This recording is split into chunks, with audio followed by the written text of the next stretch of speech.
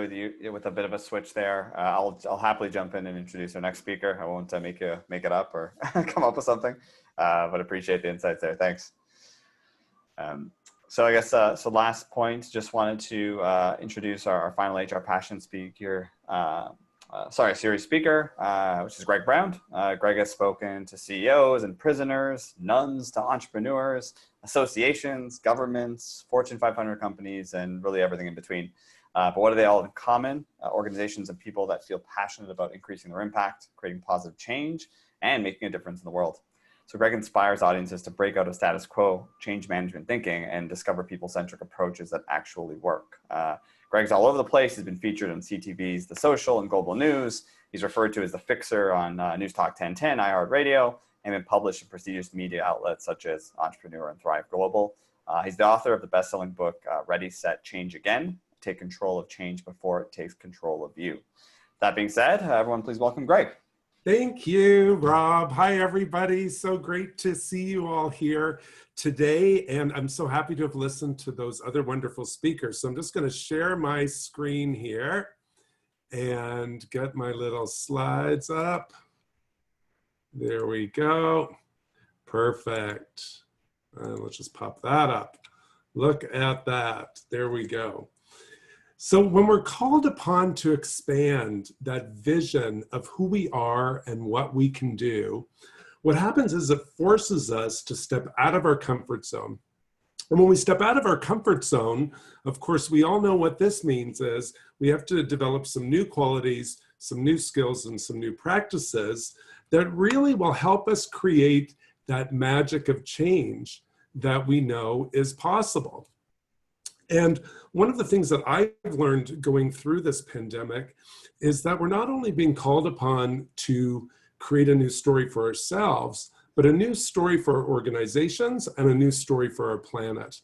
And if there's one good thing that I can say that has come out of this is that we've all developed new qualities and practices we did not have 3 months ago. And I can certainly say here in Canada, where we've been going through this, the people I've spoken with, and I've spoken to thousands of them over the last number of months, have all developed a new series of qualities and practices that are going to really help them as they move forward. Because when we create that new story for ourselves and our organization, we can do new and different work. So picture this. About 25 years ago, I was in a room with 25 women. The 25 women were all standing up in a semicircle. They all had markers in their hands. And they were all looking down at 25 pieces of flip chart paper on the floor. And I'm an educator and trainer in my background many years ago, so I used to love facilitating group experiences like this. Now, these 25 women that were standing around in a circle were nuns, Catholic sisters, and they were going to work in the downtown east side of Vancouver, Canada, which is the poorest postal code in Canada. And they were going to be working with sex workers and drug users and the homeless and people that were basically having a difficult time in their lives. And these types of nuns were what I would call the good nuns, the type that you would see in The Sound of Music as an example. And these nuns weren't there to convert anybody. They just wanted to do some good on the planet and create a new story for themselves and their organization.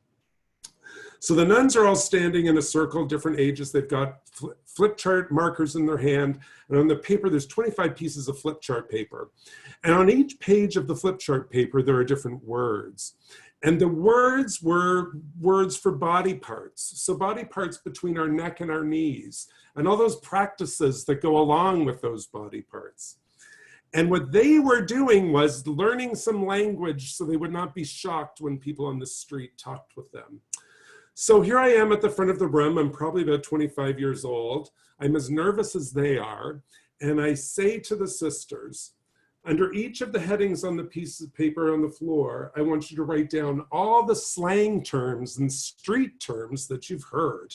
And they all looked at me in shocked silence. So of course, I, as the leader, had to take the first step, and I wrote down some innocuous word under one of the headings, and they all giggled. And then they started all writing down different words. One person came up, and eventually all 25 of them were scribbling words until the flip chart papers were full.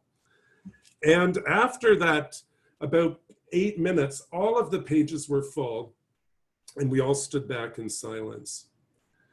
And what was interesting about that was they realized that by going through this activity and learning this language, that they were the ones that were giving the power to it.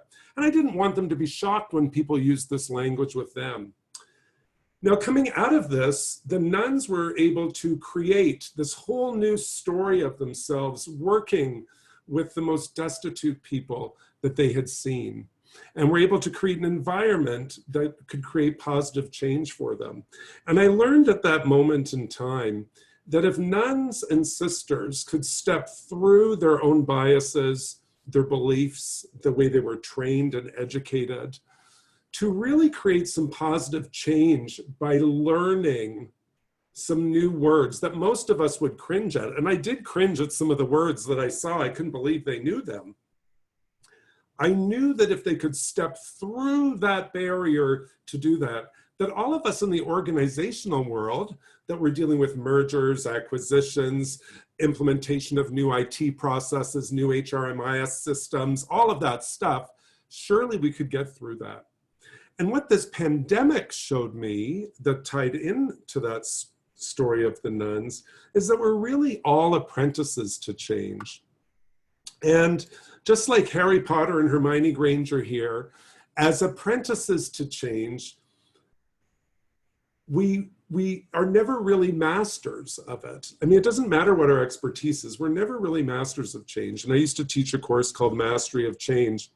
And I think it was a load of crap now, because I realized that as apprentices to change, that every situation requires a different approach, and it requires us a mindset for us to be open. And as the other speakers have spoken about, it really is about the brain and mindset that allows us to step to the edge of change, to sharpen that capacity to lead. And just like I was leading the nuns through a process, I believe that as leaders, when we lead people through change, we're leading alongside our teams. Sometimes we're at the back, sometimes we're at the front, but during large scale change, especially like this pandemic, we're going through it just like our teams are going through it. And we're really leading alongside our teams. So let's look at a couple of techniques to help us create that new story for ourselves and for our organizations. So as you've heard, and Debbie spoke about this first, about growth mindset, I think it's important to practice shifting our mindset. So mindset isn't just some woo-woo concept. It's a collection of neurons that fire around in your prefrontal cortex, and they trigger you to pay attention and to problem solve during the day. So a way to test your mindset is to think about how you start your day, because the thoughts you think how you start your day is how you're going to live your day. So if it's raining outside here in Canada, some people will get up and say it's a lousy day. Now, I can guarantee if you program your brain to think it's a lousy day when you get up, you're probably not going to be able to handle all the challenges that will come to you throughout that day in a way that's effective and productive. However, if it's a rainy day out and you get up in the morning and say, oh, it's a wet day, and take the emotion out of it and look at the fact, your brain is programmed to handle the day better. It doesn't mean you're not going to have bad things happen. What it does mean is you'll be in a better mindset to handle them. So how you start your day is how you live your day. And that is true when it comes to dealing with organizational change, and especially change with this pandemic is about when we get stuck into that mindset, thinking about how to shift it. The second piece to look at is to be prepared to be unprepared. So what this pandemic has taught me and many of the people I've been working with is that we need to move our focus from the macro to the micro, and to be willing to roll with the punches and to be prepared to be unprepared, to rigorously manage our expectations as we go through things. And it's, you know, as leaders, we want to have the answers to all the questions that people have. Yet since we're leading alongside our teams, we're not going to always have all the answers. And it's really about the quality of the questions that we have. Because when we are able to live in the uncertainty, that's when we can break through our barriers and our challenges. And that's not just with COVID, that's with any type of change that we have going on at work. And the last piece, and I mentioned this at the beginning, is that when we go through challenges, like what we're going through now that affects our personal and our professional, one good thing that has come out of this, and this does not negate any of the people that have, been sick or ill or have, worried about their financial independence or who have passed away. The good news in this is that we are all developing new qualities and skills and practices that are going to serve us as we go forward. And I encourage you to think and to ask the people you work with, what are those new qualities, skills, and practices? Because hopefully we won't need to deal with like this anything in our lifetime again, yet the quality, skills, and practices that we're learning now can apply to any type of organizational change. I wrote an article on 6 change management myths, which I'll pop up in the chat when I'm done. And, I used to think people needed time to grieve and people needed a lot of time to deal with change. And what we've learned with this pandemic is some organizations have been able to change on a dime and all of a sudden went from 50,000 people working in an office to 3 weeks later, everybody being virtual. And those sorts of things would normally take a long time to do. But because of the pressure we're under, we were able to develop these skills and practices. So look for the ones that are relevant for you. Whoops, there goes my timer.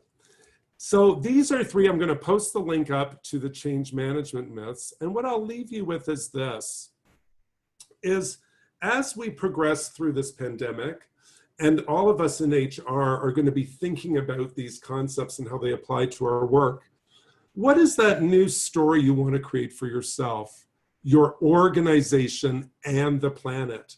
Because now is the time to do it. This is the time when it's not just about our skills and our abilities.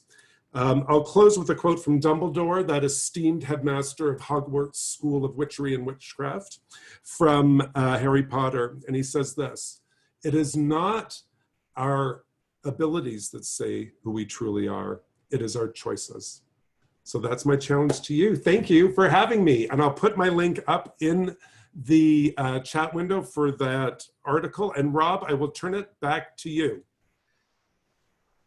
Awesome. Well, thank you very, very much. Again, a really big thank you to all